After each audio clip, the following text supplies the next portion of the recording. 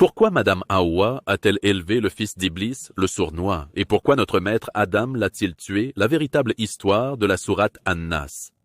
L'hostilité entre le diable et l'homme est très ancienne, remontant au moment où Dieu a créé Adam, paix sur lui. Iblis a vu l'honneur que Dieu a accordé à Adam lorsqu'il a insufflé en lui l'esprit et a ordonné aux anges de se prosterner devant lui.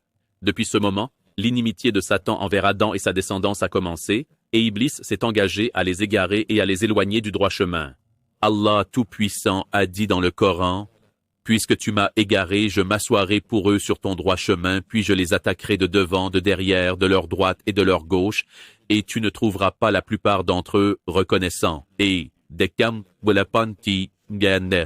le diable circule dans le corps humain comme le sang, et la première tentation d'Iblis pour Adam et Ève, paix sur eux, a eu lieu lorsqu'il les a fait sortir du paradis, après les avoir séduits à manger de l'arbre interdit, révélant ainsi leur nudité et leur retirant les vêtements du paradis. Et Dieu Tout-Puissant a décrit le diable comme le sournois insidieux, c'est-à-dire qu'il se cache et s'éloigne lorsque Dieu Tout-Puissant est mentionné. Ibn Kathir a interprété le verset sur le mal du sournois insidieux en disant que le sournois est le diable qui accompagne le cœur de l'homme.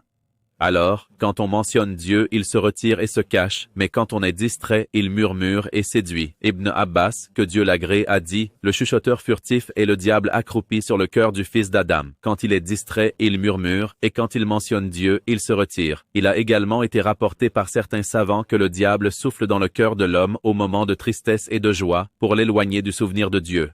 Mais dès que l'homme mentionne son Seigneur, il recule et se retire.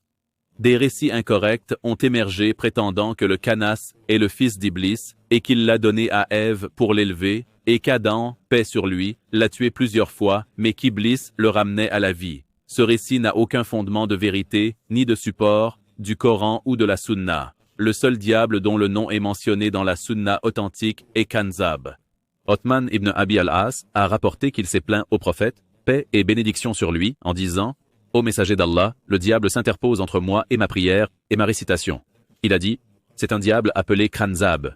Si tu le ressens, cherche refuge auprès d'Allah contre lui et souffle 3 fois à ta gauche. Il a dit, j'ai fait cela et Allah, le Tout-Puissant, l'a éloigné de moi.